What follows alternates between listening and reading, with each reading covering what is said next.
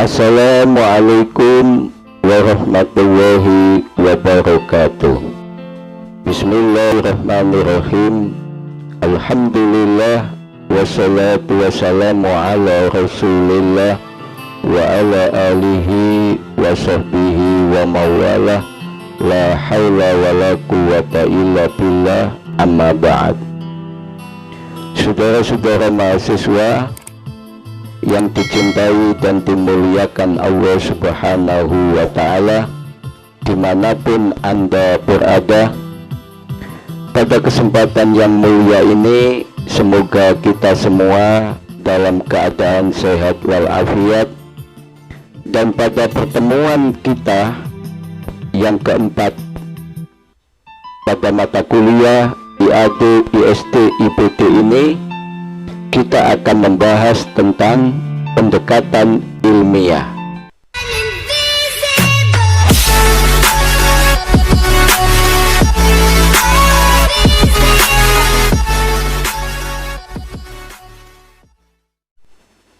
Sebelum perkuliahan kita mulai, marilah kita berdoa semoga perkuliahan kita lancar dan mendapatkan ilmu yang manfaat. Al-Fatihah.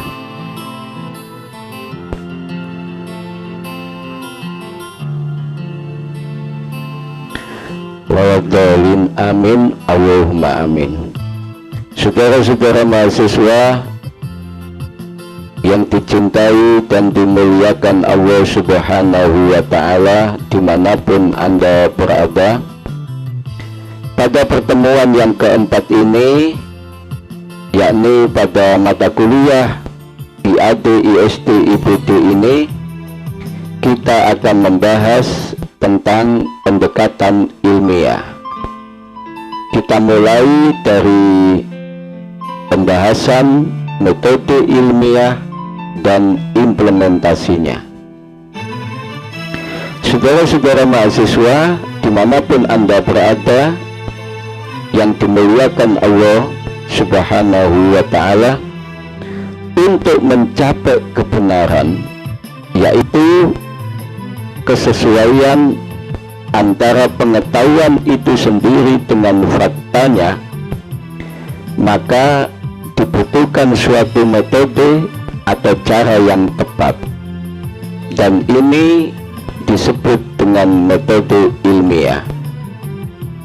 Dengan metode ilmiah ini akan dihasilkan suatu pengetahuan yang bersifat sistematis, berobjek, dan berlaku secara universal.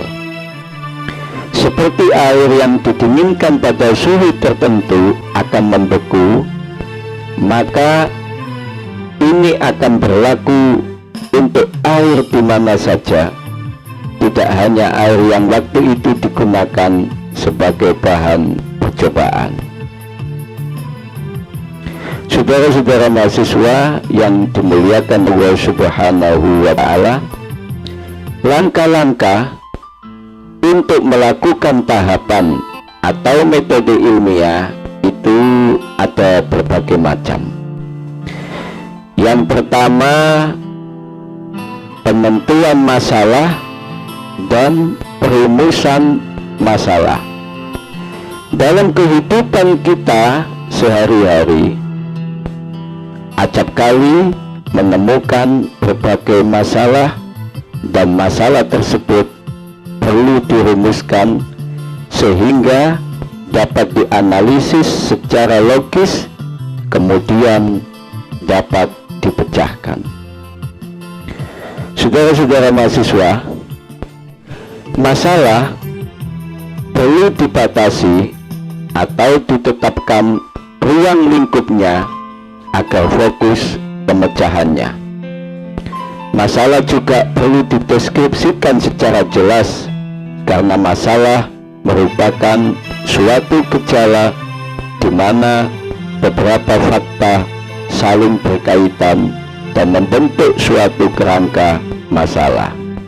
Unsur-unsur yang membentuk masalah dapat diturunkan secara empiris, namun ada kalanya ada unsur-unsur masalah yang tidak dapat dikenal langsung secara empiris, sehingga diperlukan kerangka pemikiran rasional. Saudara-saudara mahasiswa yang dimuliakan Allah Subhanahu wa Ta'ala, yang kedua, hipotesis. Hipotesis semacam kerangka pemikiran sementara yang menjelaskan hubungan antara unsur yang membentuk suatu kerangka masalah. Kerangka pemikiran sementara ini selanjutnya disusun secara deduktif berdasarkan premis-premis atau pengetahuan yang telah diketahui kebenarannya.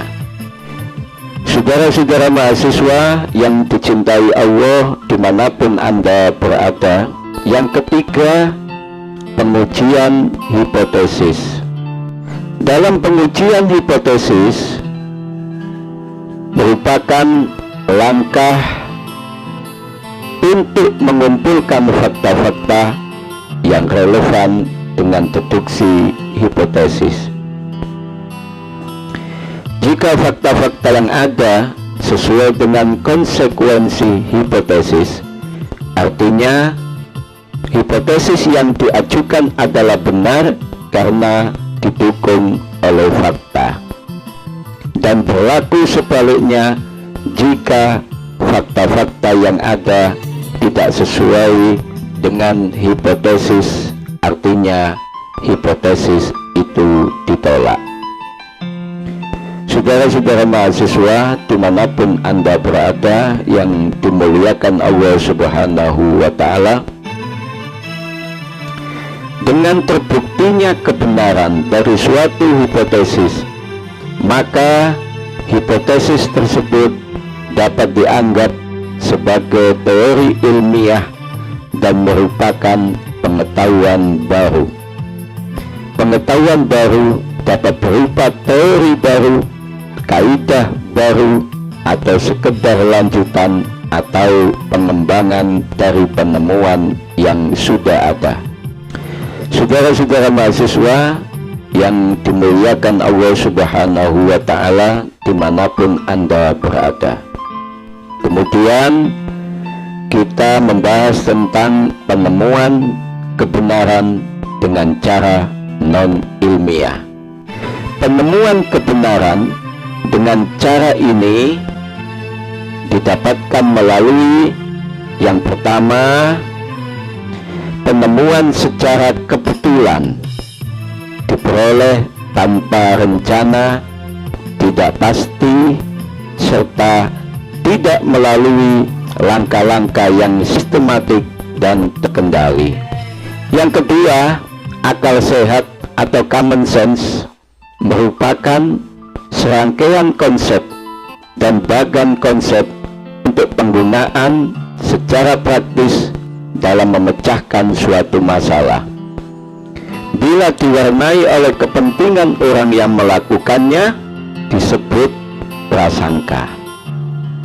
Yang ketiga, penemuan kebenaran dengan cara non-ilmiah itu bisa melalui wahyu atau ilham.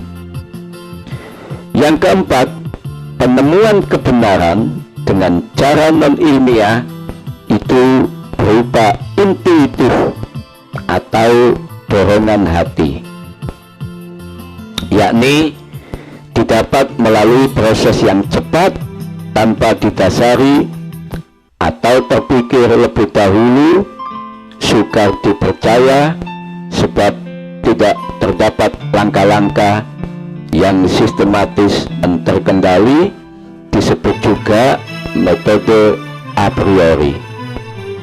Kemudian penemuan kebenaran dengan cara non-ilmiah ini, yang kelima adalah dengan cara coba-coba atau trial and error, diperoleh tanpa kepastian akan terjadi suatu kondisi tertentu untuk pemecahan suatu masalah.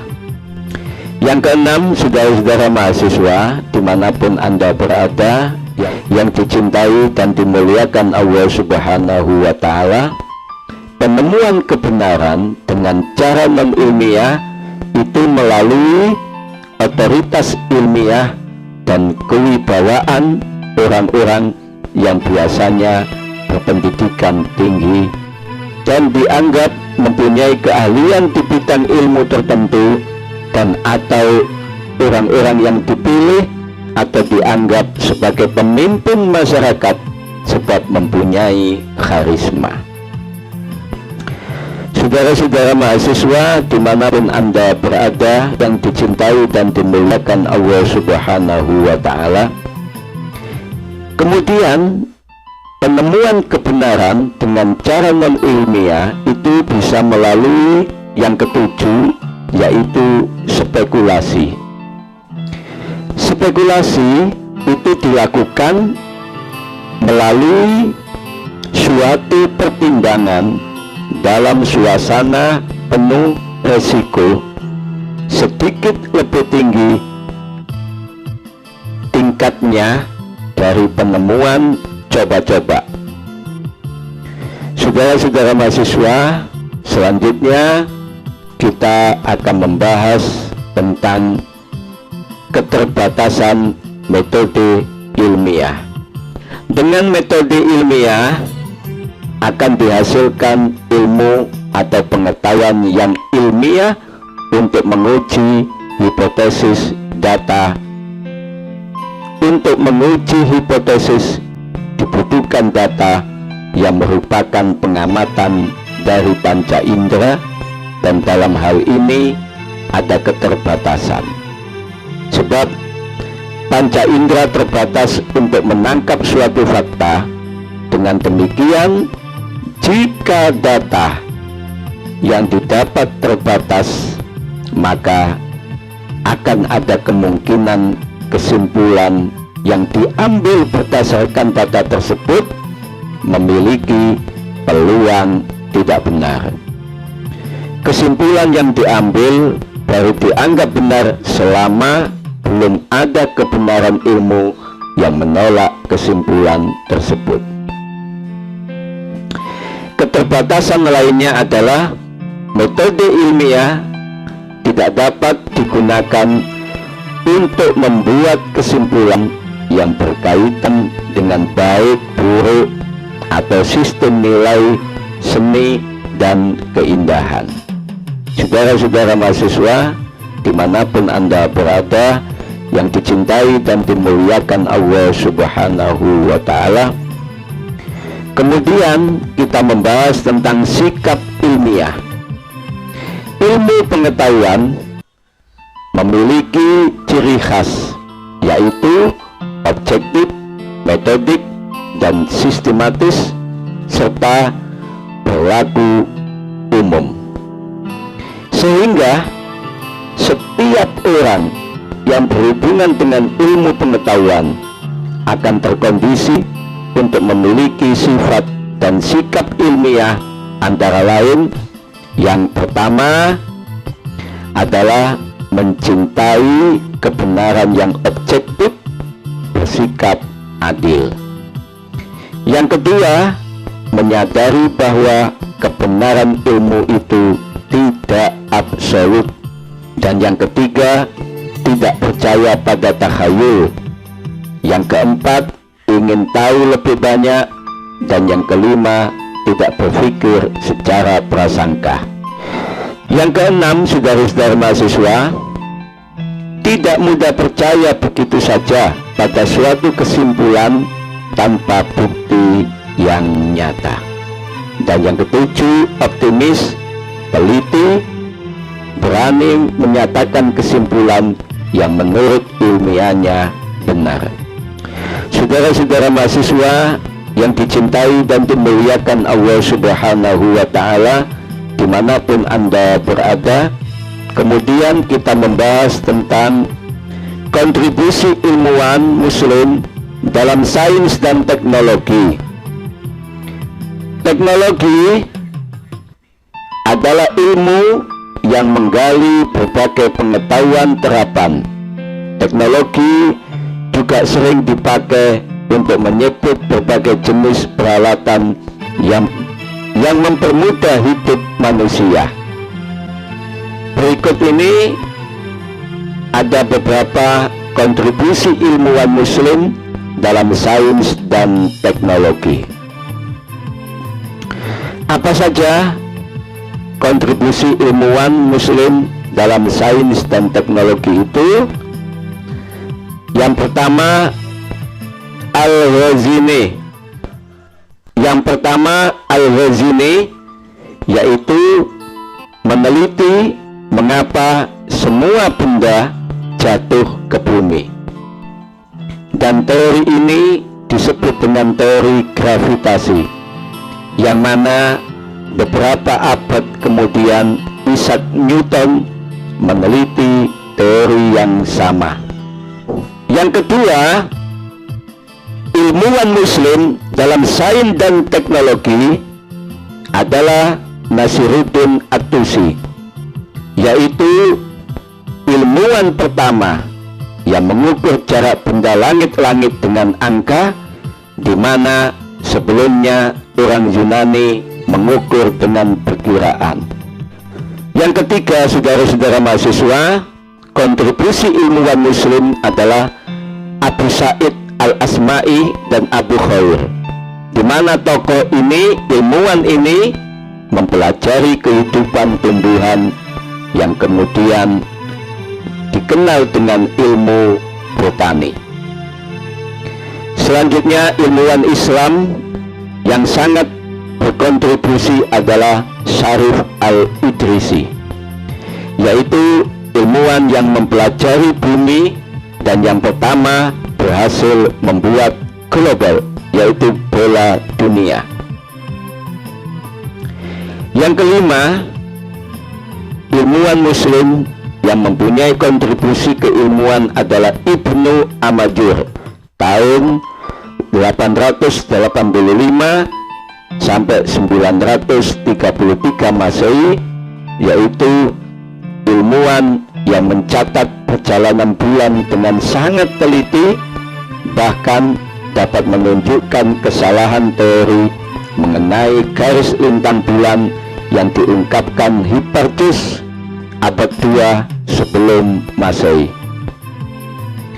Yang ketiga, saudara-saudara mahasiswa, ilmuwan yang bernama Taqiyuddin, yaitu merupakan insinyur Muslim pertama yang membuat jam bermesin.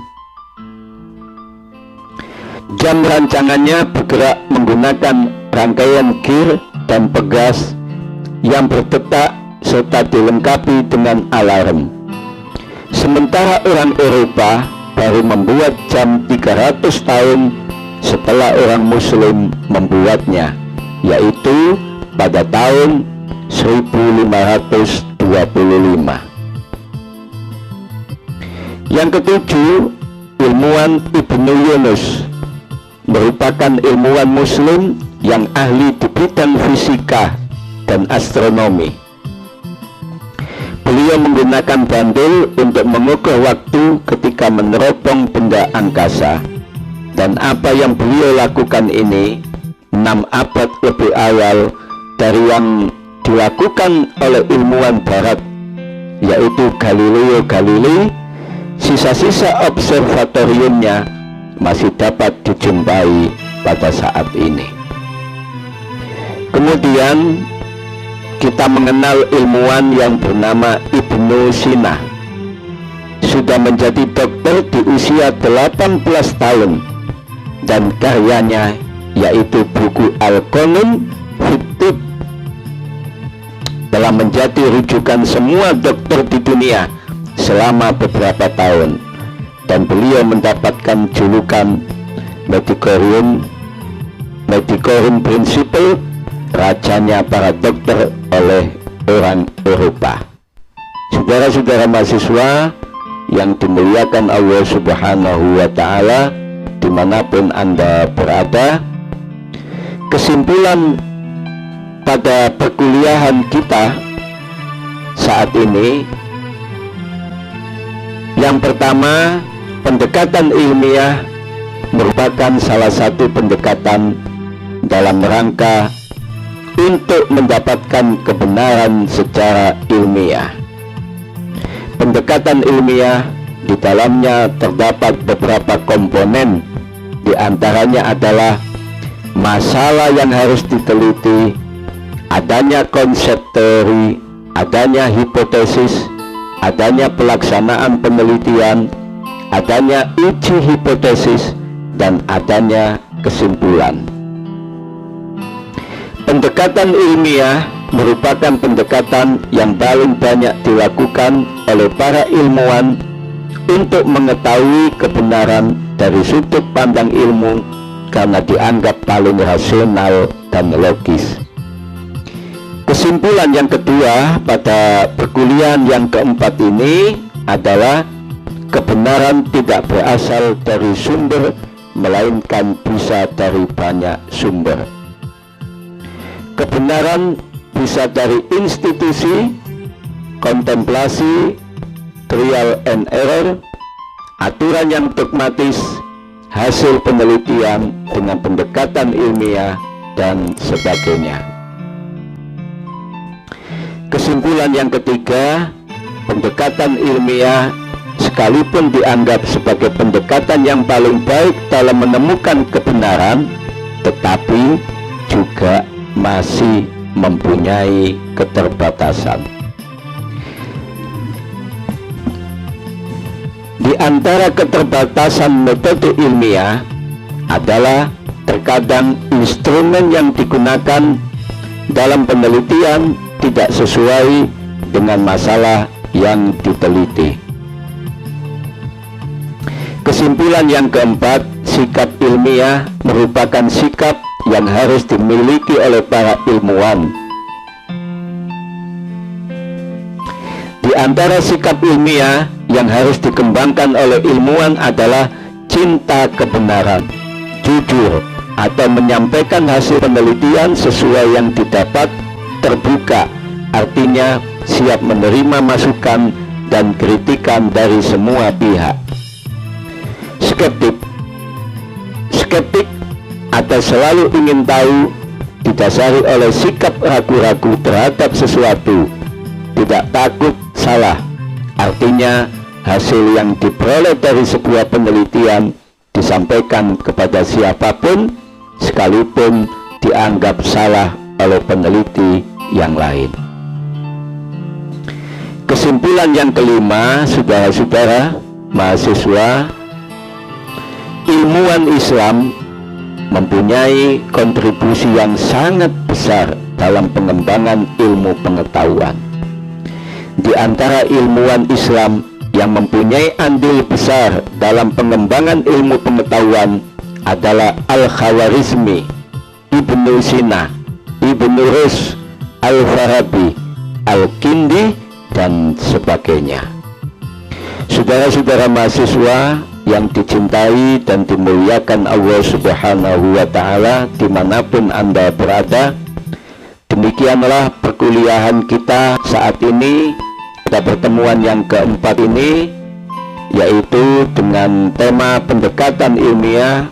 Semoga bermanfaat di dunia dan di akhirat, dan berjumpa kembali pada perkuliahan yang akan datang. Hadana wa iyyakum ajmain, wallahul muwaffiq ila aqwamit thoriq. Assalamualaikum warahmatullahi wabarakatuh.